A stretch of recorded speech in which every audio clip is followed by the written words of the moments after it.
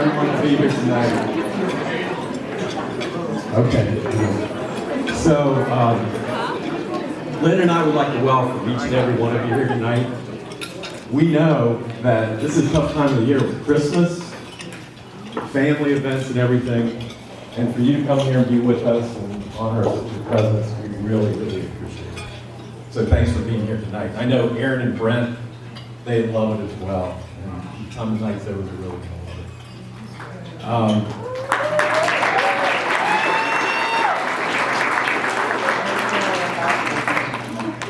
Yeah, some special folks here tonight I'd like to thank and welcome. Father for this afternoon. Great job that you did with the service. Thanks so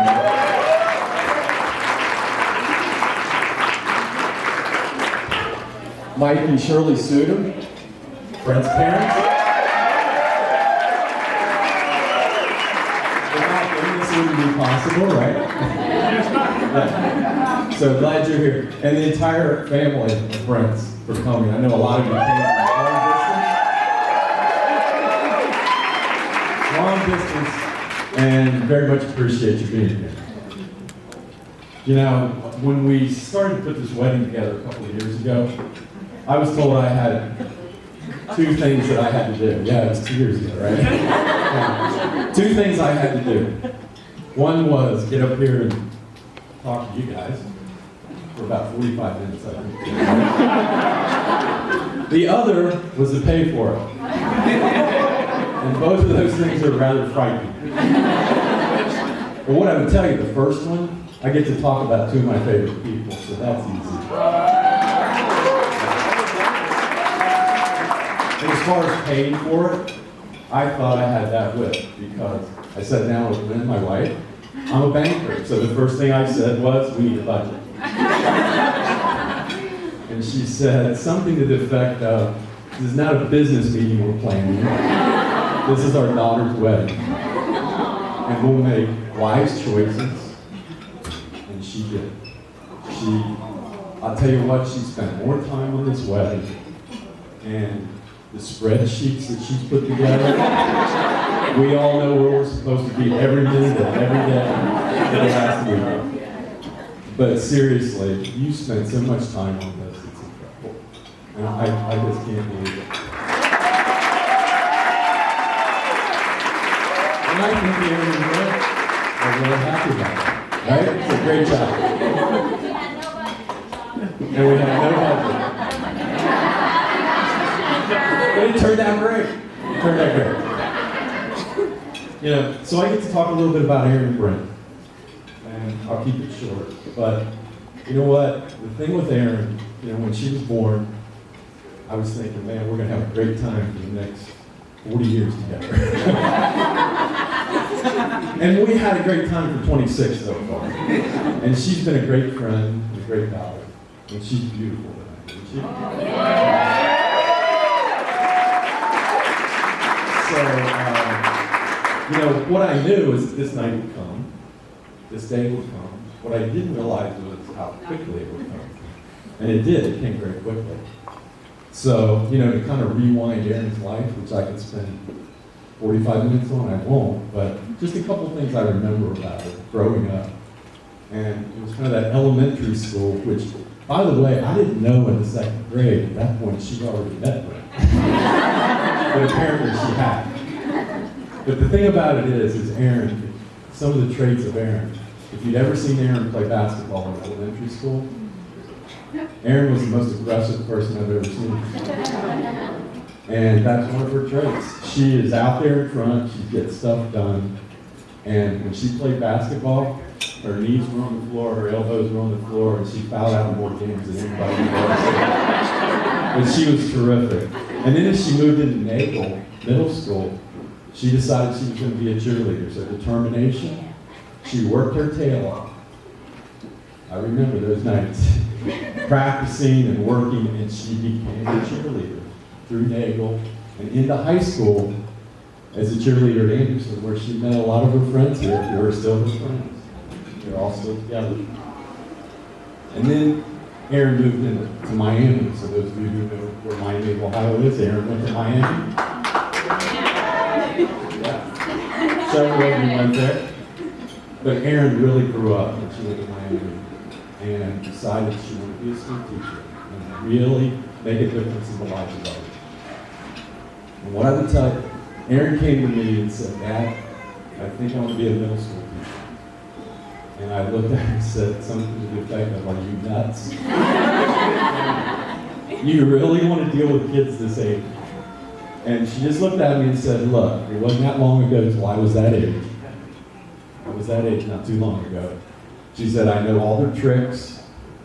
She said, I know how they think. I got this, don't worry about it. And she does. I mean, I've watched her over the last 3 years, and she's a terrific school teacher that the kids are lucky to have. She just does a terrific job. So, you know, Erin, your mom and I are so proud of you, and you're just a great guy. I mean, I couldn't ask for any better. Although I have another one right beside her. But her day's coming, right? Lauren's day's coming. Lauren's day's coming. But Erin, you're a terrific daughter.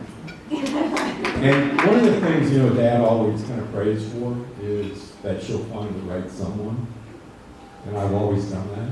And it was probably 7 years ago. Mike was talking about this last night. It was 2008. It was right at Christmas time. When we were down in Florida on our kind of annual trip between Christmas and New Year's, and we were sitting in the movie theater, Erin and Lauren and her mom and I. And we're trying to watch a movie, only Erin was paying more attention to her phone than she was to the movie. Her phone kept lighting up, and I kept seeing this name, Brent. And when we walked out, I said to Lynn, who is this Brent guy screwing up our movie? And she said, don't you remember Brent Sue, his mom and dad and Mike and Shirley? They went to elementary school together. They went to middle school together. I'm like, no, I don't remember.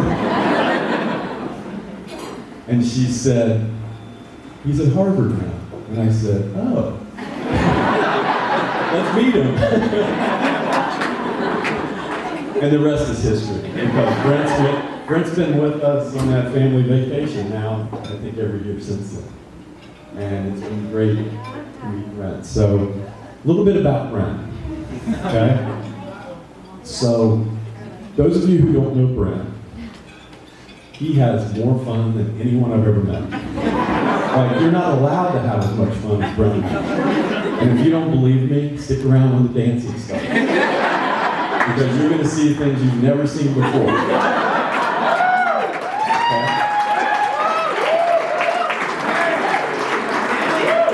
Here's what else I tell you about Brent, though. Get to know him over the last 7 years. He's a very caring human being. He cares about others. He's extremely respectful. And I can't think of anyone that kind of matches with Erin more than Brent does. And, oh yeah, I forgot one thing, the competitiveness, okay? I've probably not met anyone more competitive than Brent.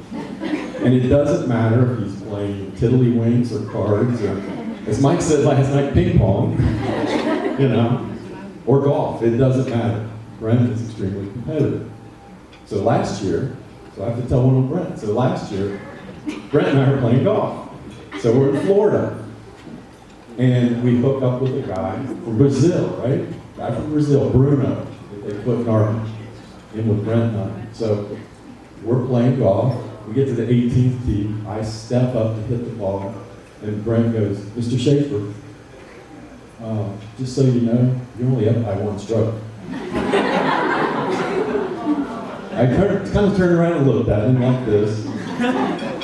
And Bruno says, Brent, I've only known you for a day, but let me give you some advice. If you want to marry his daughter, it better end that way, too.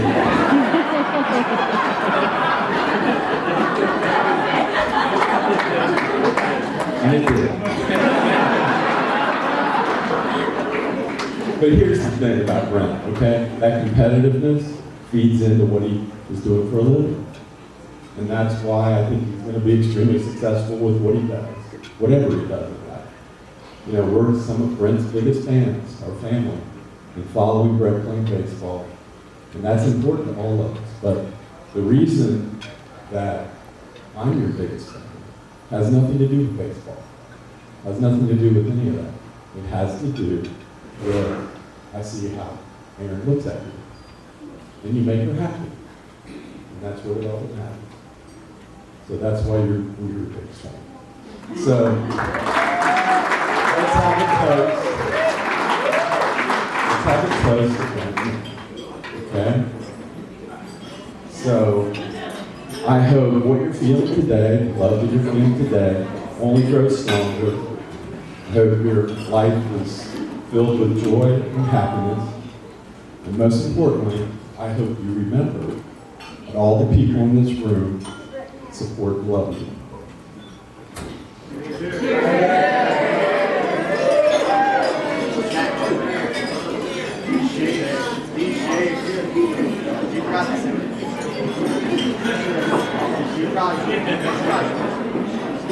Because that's not